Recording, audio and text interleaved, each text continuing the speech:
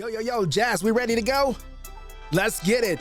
I want you to say it with me on the count of three. 1, 2, 3. Life of Liz. Let's go. Don't let this moment is past you. Grab you a pen in the pad. Life is moving too fast. Slow down, live you a life of list. Don't let this moment was past you. Grab you a pen in the pad. Life is moving too fast.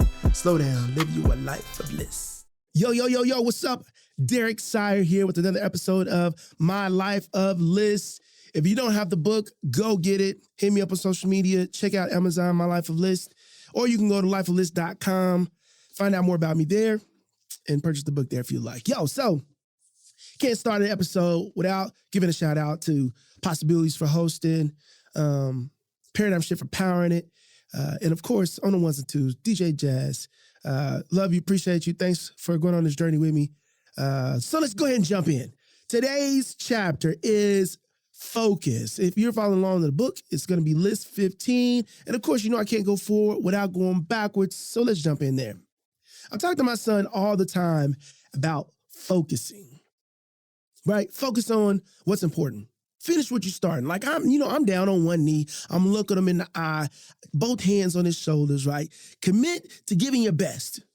Never give up, right? I just want to give him these little nuggets, and I hope that they stick, and I hope that he can apply them someday when he's trying to give up and when he's losing focus and when his discipline is going down. I really hope that he's able to just kind of hear dad echoing in the back of his mind. I hear my dad, my mom, my friends, my mentors echoing in the back of my mind all the time. I can hear my 6th grade football coach, Biscuit, just from the sideline. He used to call me Biscuit. If you want to know why, hit me up in the chat section. Hit me up and I'm probably not going to tell you, but it's nice to know that people care. Anyhow, but I really want my son to just focus. He gets distracted so easily. I'm like, Ethan, focus. When I'm trying to talk to him about something serious and the TV is on, it's whatever I'm saying is going to one ear and out the other. Even to this day, I got to get him to focus. He's 16 years old. He just had a birthday. Ethan, focus. Look at me. Listen to me. Eye contact. Zero in. But I can't talk to you about focus without talking about this particular event called Tie Day. Shout out to Warren Pete and Taylor Doe, east side of Oklahoma City, Ride or Diers. Yeah, one of those. They're loyal. Facts. You can't go to the east side too far, talk to too many people without their names coming up. FD Moon, elementary school, middle school, we're talking MLK, we're talking about Douglas, Millwood, Northeast, which is now classed in SAS at Northeast. All the schools is where we ride. We spend a lot of time on the east side. Well, these two young men created something called Tie Day. Tie Day is a day once a year where all of these men from the community, they come into this school. At the time, it was Moon Elementary. It's expanded beyond that. But at the time, it was Moon Elementary. And all these people would come in and they would bring these ties and we would match them up with young male students.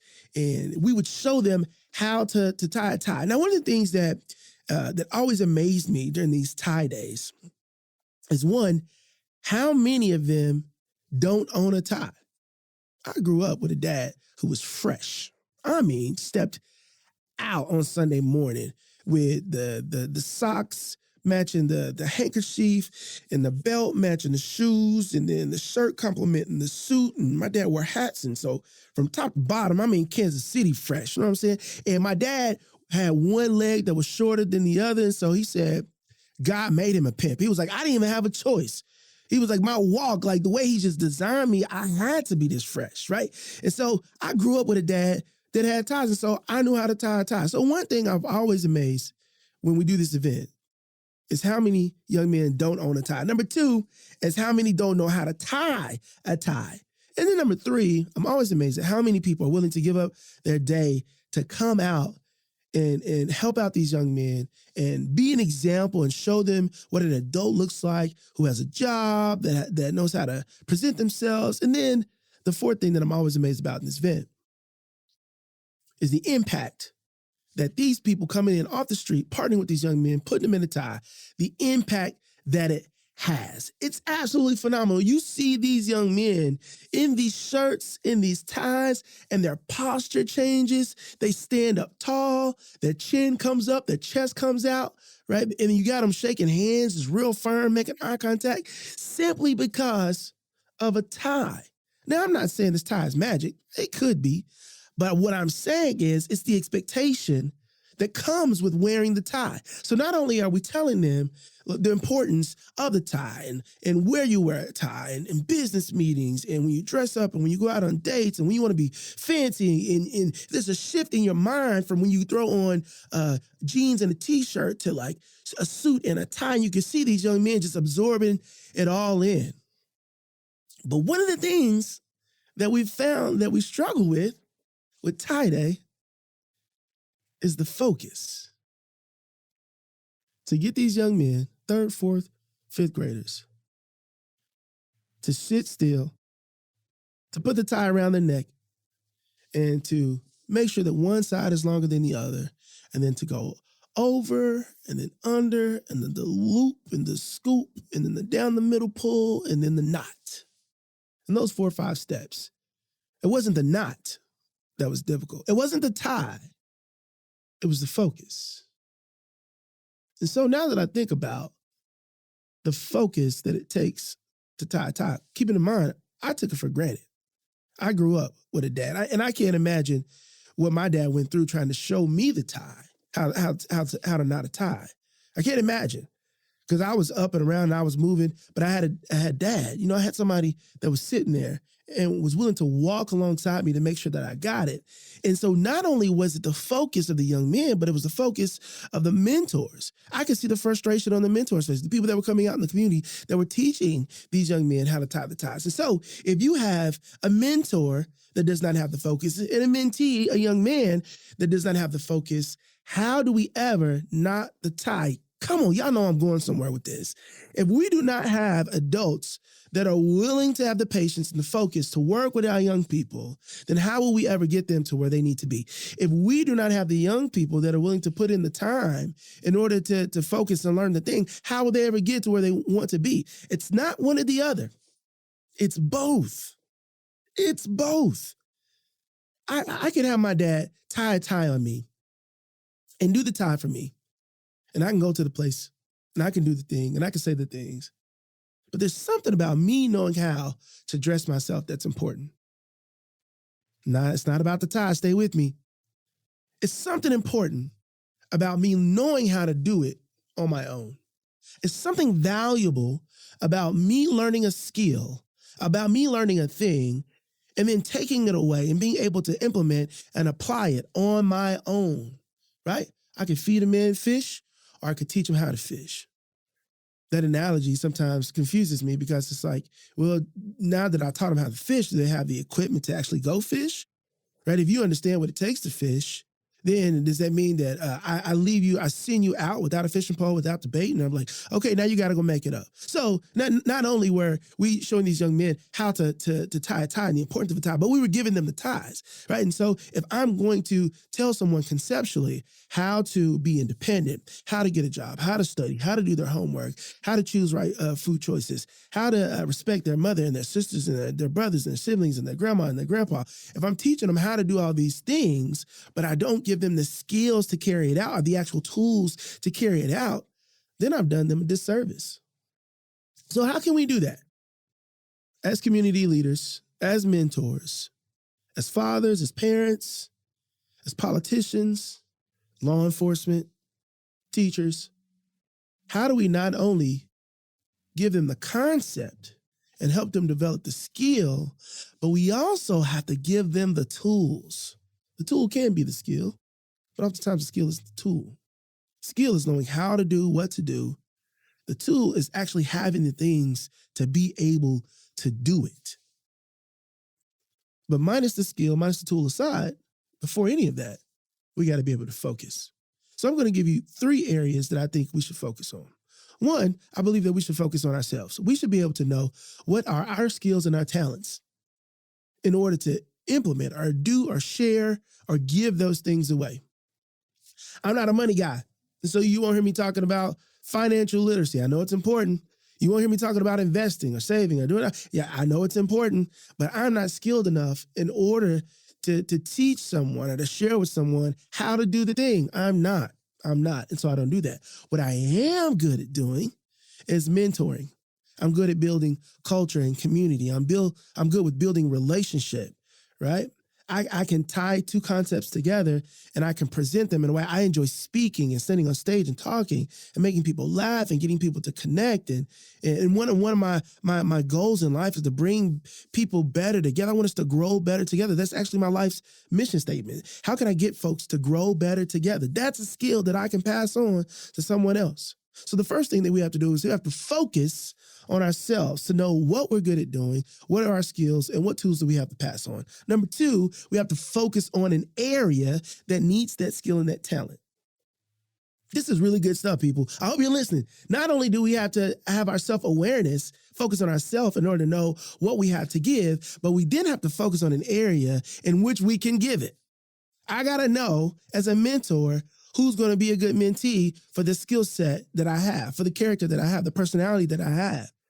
Right? If I find somebody that does not line up with that, then as much as I desire to mentor and much as I could claim that I'm a good mentor, it's not going to fit that personality or that personality style, that character. So I got to make sure that I can focus on myself, focus on the area, and then want to have to focus/commit to actually doing the thing. Those are three areas. One, I gotta focus, identify what's my skill and talent. Two, I got to focus on an area. And then three, I have to focus on actually doing it. I have a friend that's a fitness professional. And he says, man, D, and I've said this before, but he said it to me. He said, I actually think if you can be disciplined enough to get your physical health under wraps, that's the final frontier for you, bro. And I've said this forever. I'm going to be transparent on this joint. I love food. I also love connecting. And when I connect with people, I attach food to the connection. Celebrations have food. When I'm stressed, I eat. When I travel, I snack to stay awake. I'm not looking for the best healthy option in the airport. I'm looking for something that's quick and something that's going to make my soul feel good. But for him, he says, D, the final frontier for you, man, I think it's going to be your physical health. It's going to be your physical health. And it's all about discipline. It's all about focusing. It's all about identifying what you can do, how you want to do it, and actually doing the thing. And so for you all listening to this, in the same way that I'm talking to my son, it's like, man, pick a direction. Like, do it. Don't quit. When you feel like giving up, I want you to double down and commit again. I'm saying for you all, there's an area for you that you need to focus on. I know we've been talking about Tie Day and mentorship and these people coming in and teaching people how to do it. And I really do want you to mentor and be community minded and pass your gift on and to do those things.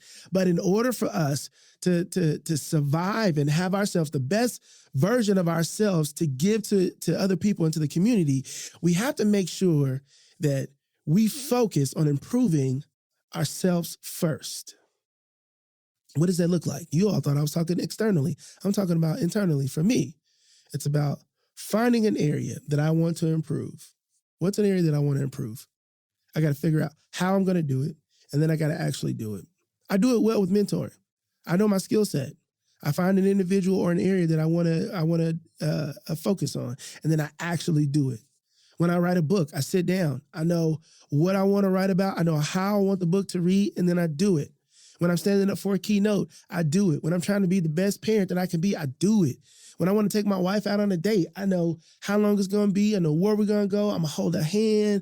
I'm going to look her deep in her eye. We're going to kiss. We're going to have fun. Like, I know it. There are certain areas where it just clicks. But there are other areas where I don't have as much focus. I don't have as much discipline. So in the same way that these men came off the street, and they came from their jobs and they came from their families and they brought these ties and they knew that their skill set was knowing how to tie a tie. And they brought the tie with them and they know they were going to Moon Middle School or Moon Elementary School. And they knew there was going to be a young man that they're going to be paired up with. And they knew they were going to go there and teach them how to tie this tie. It's going to be unsuccessful if that individual does not have the focus and the patience. And if the person, the young man that's receiving the tie, that's receiving the information, does not also have the focus and the patience, no matter how much much you want to do it, if you don't have the focus, it will not work. So here's your homework. This is what I want you to do. I want you to figure out an area where you need to focus. Once you figure out that area, I want you to create a plan of attack. And at the end of the day, when it does not feel good, when it's not sexy, when it does not give you life, I want you to do it anyway. There's so many men who showed up that morning who had a meeting pop up, or they were pulling time away from their family, and they showed up and they did it anyway. And there were kids that were there who would much rather be on the playground or hanging out with their friends, but they did it anyway. And they learned how to tie a tie.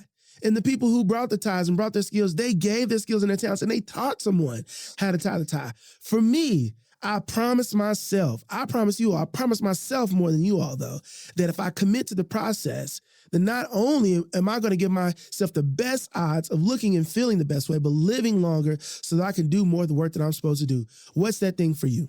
What's the area of focus? What's something you can double down on, look in the mirror, understand that it's something that you have to do at the end of the day in order to make sure that you're the best version of yourself. Because when you're the best version of yourself, everybody around you gets the best version as well. So find the area, double down on it, and focus. Thanks again for listening to another episode of My Life of List, hosted by yours truly, Derek Sire, powered by Paradigm Shift, recorded in the Possibility Studios. Signing off until next time. Don't let that small moments pass you. Grab you a pen and a pad. Life is moving too fast. Slow down, live you a life of list.